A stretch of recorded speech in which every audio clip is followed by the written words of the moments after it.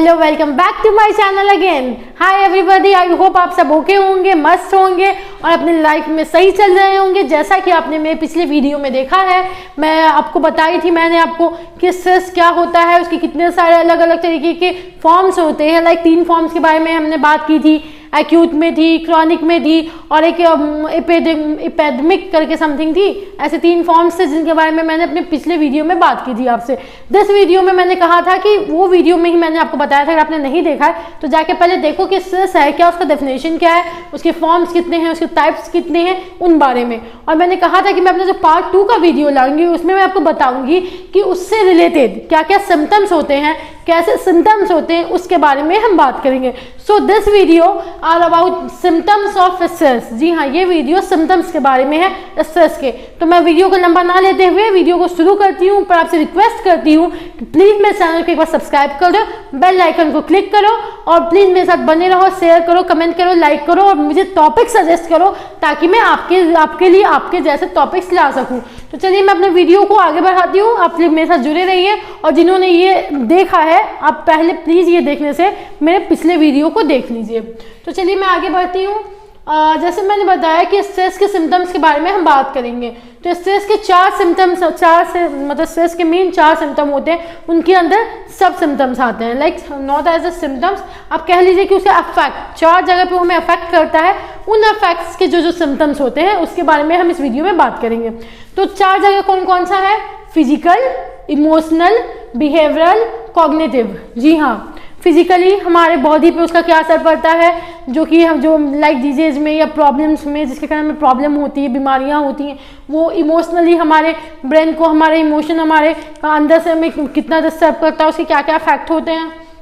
Behaviour, हमारे behaviour में, हमारी आदतों में क्या क्या चेंजेस आती हैं। कॉग्निटिव, हमारे सोच, हमारे तर्क के, हमारे अंदर की समझदारी, नई चीज़ों को सीखना, मतलब हमारे समझ में उसके क्या क्या इफेक्ट्स होते हैं बिकॉज ऑफ स्ट्रेस। तो मैं वीडियो को शुरू करती हूँ अपने पहले पॉइंट से, जो कि है फिजिकल। जी हाँ, फिजिकल में हमें क्या क्या प्रॉब्लम्स होते हैं और बिकॉज ऑफ स्ट्रेस उसके सिम्टम्स क्या है, मतलब सिम्टम्स मतलब कैसे आप पहचान सकते हैं कि स्ट्रेस आपको फिजिकली अफेक्ट कर रहा है। पहला, स्वेटिंग होना, बहुत ज़्यादा पसीना आना। आप जब परेशान होते हो तो आपको पसीना ज़्यादा आता है, किसी किसी को बहुत आता है और किसी किसी को थोड़ा कम भी आता है, पर पसीना आने लगता है क्योंकि परेशानी होती है, इंसान कोई चीज़ को बार बार सोच रहा होता है। दूसरा है हार्ट रेट इंक्रीज हो जाना, ब्लड प्रेशर बढ़ जाना।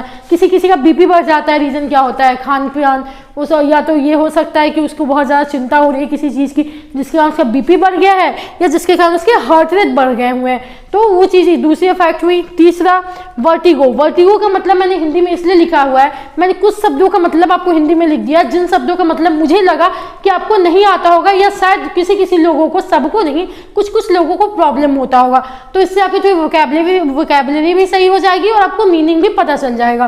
तो जो वर्टिगो है, वर्टिगो का मतलब होता है चक्कर या संतुलन खोने का भय। अगर आप ऊपर ऊंचे पहाड़ पे चले जाओ, किसी किसी को ऊपर से नीचे देखने में चक्कर आने लगता है, डर लगने लगता है, तो ये सब चीज़ें भी होती हैं स्ट्रेस के कारण। फिर है शॉर्टनेस ऑफ ब्रेथ, सांस लेने का प्रॉब्लम होने लगना। वो आपकी नॉर्मल वे में आपकी सांसें नहीं चल रही होती हैं, या तो तेज सांस लेते रहते हो हमेशा या तो बहुत धीमे, ऐसे आपको ब्रीदिंग में भी चेंजेस आ जाती हैं। मसल टेंशन, मसल में पेन होना, आपके मांस में पेन होने लगना या आपको उसके कारण प्रॉब्लम्स फेस करना, ये सब भी स्ट्रेस का ही ये है सिम्टम। हेडेक, सर का दर्द, स्टोमक, पेट के दर्द, उसमें उससे रिलेटेड चीज़ें जब आपको होती हैं तो वो भी कहीं ना कहीं स्ट्रेस के कारण होती हैं और अक्सर हम इस चीज़ को नहीं समझ पाते हैं।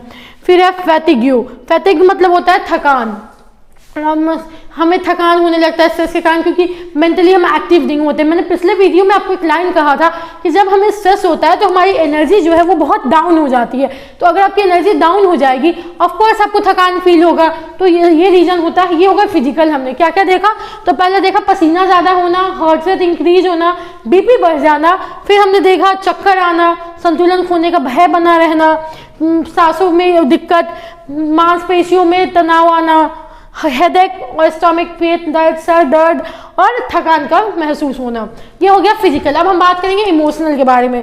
तो जैसे पहला है हॉस्टिलिटी। हॉस्टिलिटी का मतलब होता है शत्रुता, दुश्मनी, ठीक है, मतलब लोगों से गुस्सा आना, चिढ़ जाना, दुश्मनी होने लगना। मतलब दुश्मनी डजंट मीन कि चाकू मार देना, खून कर देना, वो दुश्मनी नहीं है।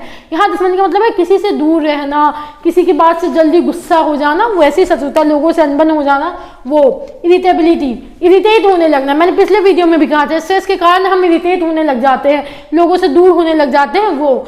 लास्ट तीसरा है इसका मूड चेंजेस, आपके मूड स्विंग्स आने लगते हैं, कभी आपका मूड अच्छा होता है, कभी कब खराब हो जाता है, आपको खुद नहीं पता चल पाता। और इसका इफेक्ट आपके सामने वाले लोगों पे भी पड़ता है, क्योंकि अगर आप अपने मूड के हिसाब से सामने वालों को ट्रीट करोगे तो वो तो वैसे नहीं चलेंगे ना, वो तो आपसे डिस्टेंस बना लेंगे। ये हो गई पहली पॉइंट। दूसरी पॉइंट है वरी होना, वरिंग, हमेशा परेशान रहना। आप जब स्ट्रेस में होते हो अब बहुत परेशान होती है, तो बहुत बेसिक लेवल होता है स्ट्रेस में होने का। अगर आप ज़्यादा परेशान हो, it means you are in stress. Much stress में ज़्यादा परेशानी होती है। हेल्पलेसनेस, आपको ऐसा लगता है कि आप पूरे हेल्पलेस हो चुके हो, कोई आपका यहाँ साथ देने वाला नहीं है, आप एकदम अकेले पड़ गए हो, आप चीज़ों को आपको कंट्रोल नहीं कर पा रहे हो, आप चाहते हो कंट्रोल करना बट नहीं कर पा रहे हो। बट इसके लिए मैं एक लाइन कहूँगी कि हमारे बड़े बड़े सक्सेसफुल पर्सन ने भी ये चीज़ कहा है कि जो उन्हीं चीज़ों को कंट्रोल करने की कोशिश करो जो कि आपके हाथ में हो। अगर आप जो हर चीज़ों का, अगर आप कहीं वॉर देख रहे हो टीवी पे और आप चाहोगे उस वॉर को आप कंट्रोल करो, तो ये आपके हाथ में नहीं है। तो उन चीज़ों पर टेंशन लो ना जो आपके कंट्रोल में है। जो चीज़ आपके कंट्रोल में है ही नहीं, उस पर क्यों परेशान होना, उसको छोड़ दो, आगे के भरोसे देखेंगे फिर। लोनलीनेस, मैंने क्या कहा, हेल्पलेसनेस हो रही है, इट मीन्स आपको लग रहा है कोई आपकी हेल्प नहीं कर रहा है, आप अकेले हो, तो ऑफकोर्स आपको लोनलीनेस भी होगा, आपको अकेलापन फील होगा, आपको लगेगा कि कोई आपसे मतलब नहीं रख रहा है, आपको किसी की ज़रूरत नहीं है, या लोगों को आपकी ज़रूरत नहीं है, ऐसी चीज़ें भी होती हैं। ये हो गई इमोशनल। बिहेवियरल की बात करें, बिंगे, रिड्यूस ईटिंग। बिंगे मीन्स होता है टू मच, बहुत ज़्यादा खाना, कोई भी चीज़ को बहुत ज़्यादा करना मीन्स बिंगे। या तो आप बहुत ज़्यादा खाने लग जाते हो, इसमें बिहेवियर की चेंजेस की बात कर रही हूँ मैं, और या तो बहुत कम खाने लग जाते हो परेशान होने के कारण।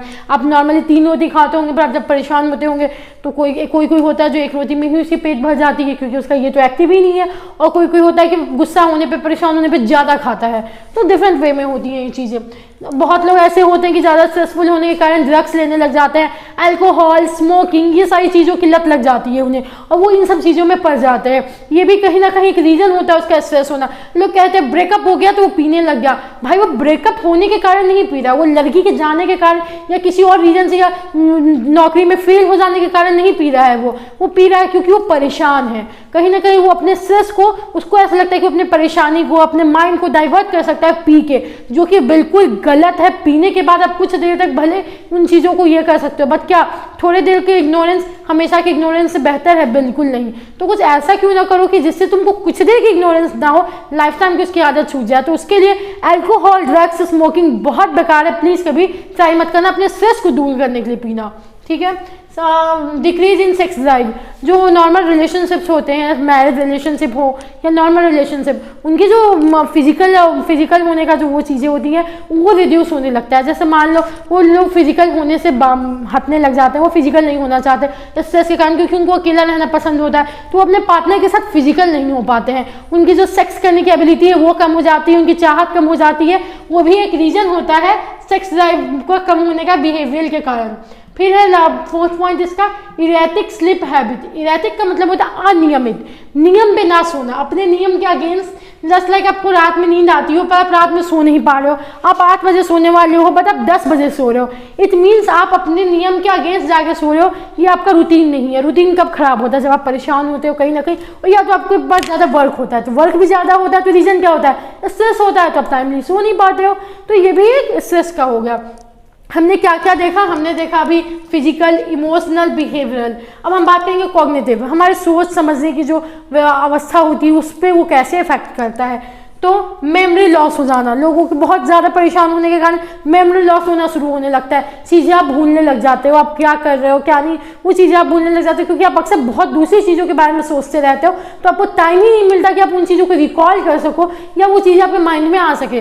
तो कहीं ना कहीं आपके स्ट्रेस के कारण ही, आपके ज़्यादा बिजी शेड्यूल के कारण ही आपको मेमोरी लॉस की इशू होती है। मतलब याददाश्त खोना नहीं, चीज़ों को भूलना। आप समझ रहे हैं? मैं कहना ये चाहती हूँ कि मेमोरी लॉस डजंट मीन कि पूरा याददाश्त खत्म होना। जी नहीं, मेमोरी लॉस का मतलब यहाँ ये है कि चीज़ों को भूलने की आदत लग जाना, क्योंकि आप परेशान हो, आपका माइंड कहीं और आपने कहीं कुछ रख दिया और आप भूल गए उठाना। तो ये चीज़ें स्ट्रेस का ही एक सिम्टम है। लॉस ऑफ कंसंट्रेशन, मैंने पिछले वीडियो में भी कहा था कि जब आपको स्ट्रेस होता है तो आपकी फोकस खत्म हो जाती है, बहुत ही ज़्यादा कम हो जाती है, आपकी एक्टिविटी कम हो जाती है एनर्जी की, तो चीज़ें खराब होने लगती है, आप लो होने लगते हो। तो जब आप लो हो रहे हो तो आपका कंसंट्रेशन कैसे हो सकता है? तो ये हो गया आपका दूसरा पॉइंट। फिर है तीसरा निगेटिव आउटलुक, आप हर चीज़ों को निगेटिव वे में देखने लगते हो। एट मीन्स अगर आपके साथ कोई अच्छे से भी बात कर रहा है तो आपको लगता है वो इंसान आपको टॉन्ट मार रहा है। अगर कोई इंसान आपको कुछ नॉर्मल चीज़ें समझाने की कोशिश कर रहा है तो आप उसको भी निगेटिव वे में लेने लग जाते हो और आप उस पर रिएक्ट करने लग जाते हो, उस पर आप गुस्सा करने लग जाते हो।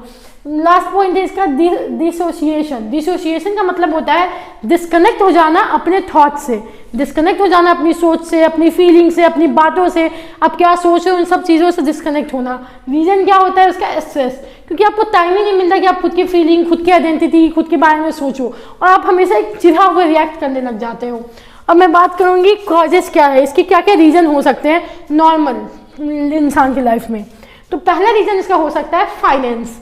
जी हाँ, बहुत लोगों को फाइनेंस की इशू होती है कि लाइक उनको अपनी इनकम है, उनको पैसा चाहिए, उनको फैमिली से इशू हो रहा है, वो अपना इनकम करना चाह रहे हैं, तो वैसे लोग भी इसको फेस करते हैं। होम सिकनेस, जो लोग घर से दूर रहने के लिए नहीं चाहते, जो घर से दूर रहने से उनको प्रॉब्लम है और किसी रीज़न से उनको अपने स्टेट से बाहर जाना पड़ रहा है, अपने शहर से बाहर जाना पड़ रहा है, तो उनको भी लोनलीनेस, उनको भी स्ट्रेस फील होता है क्योंकि वो पहली बार होती है। न्यू लेवल ऑफ इंडिपेंडेंस, जब आपको ज़्यादा आज़ादी मिल जाती है नए तो भी आपको प्रॉब्लम होने लगती है क्योंकि आपको उन चीज़ों की आदत नहीं होती है। आप शुरू से एक बाउंड्री में रहे होते हो जहाँ पे आपको इतनी आज़ादी नहीं होती और सडन आपको कोई चीज़ मिल जाए तो उसको संभालने में, उसको समझने में टाइम तो लगता है। फिर है कोर्स वर्क, आपकी जो नॉर्मल एकेडमिक ईयर चलती हैं या कंपटीशन की सिलेबस होते हैं उनको लेके जो कोर्स होते हैं, आपके ऑफिस के काम, उसको लेके आपका स्ट्रेस हो जाना, एग्जाम्स को लेके होना। रूममेट्स, जब हम बाहर जाते हैं किसी नए जगह पे तो अक्सर स्टार्टिंग में हम किसी एक रूममेट के साथ अपना रूम शेयर करते हैं, तो कभी कभी स्ट्रेस का कारण वो भी होता है जब आपके रूममेट आपके लायक नहीं होते हैं या जस्ट लाइक आप वो एकदम अननोन होते हैं उस इंसान के लिए, आप उसको नहीं जानते और आपको उसके साथ रहना पड़ रहा होता है। समटाइम वो इंसान अच्छा भी निकल जाता है और आपकी बॉन्डिंग बहुत अच्छी होती है और समटाइम वो इंसान ऐसा निकलता है कि उसका निगेटिव इफेक्ट आपके ऊपर भी पड़ने लगता है, उसके कारण आप परेशान होने लग जाते हो। तो एक रूममेट का जो है बहुत बड़ा असर पड़ता है क्योंकि आप उसके साथ एक रूम में कंटिन्यू रह रहे हो, अगर वो सही नहीं होगी, उसकी इन्वायरमेंट सही नहीं होगी तो शायद आपका भी इन्वायरमेंट सही नहीं हो सकता है। फिर है फैमिली टर्मोइल। टर्मोइल का मतलब है उथल पुथल हो जाना, तो फैमिली का हो या लॉस बैक होम। अक्सर लोगों को प्रॉब्लम होती है जब वो बाहर होते हैं, उनके घर में किसी की मौत हो जाना, किसी की तबीयत खराब हो जाना, कुछ ऐसा होना जहाँ पे वो रह नहीं पाते हैं, तो वो उस टाइम सबसे ज़्यादा अपने आप को स्ट्रेसफुल फील करते हैं। फिर है वर्क शेड्यूल, अपना वर्क बहुत बिजी हो जाना, आपके पास समय नहीं मिल रहा है खुद के लिए, रेस्ट के लिए, तो आपको स्ट्रेस का कारण है। सोशल ऑब्लिगेशन, समाज के हिसाब से रहने का सोच।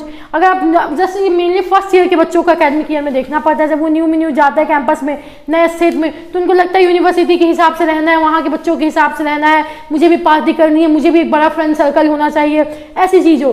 तो ऐसा जरूरी नहीं है, बहुत लोगों को सर्कल पसंद है और बहुत लोग अकेले रहना पसंद करते हैं। अब जैसे मैं हूँ, मुझे ज़्यादा ग्रुपिंग नहीं पसंद है, तो सबकी अपनी अपनी चॉइस होती है, तो हम लोग उसके हिसाब से किसी को जज नहीं कर सकते। और इस चीज़ को लेकर परेशान होना तो बहुत बेवकूफ़ी वाली बात है मैं कहूँगी, लेकिन इससे शुरुआत में तो सबको फेस करना पड़ता है।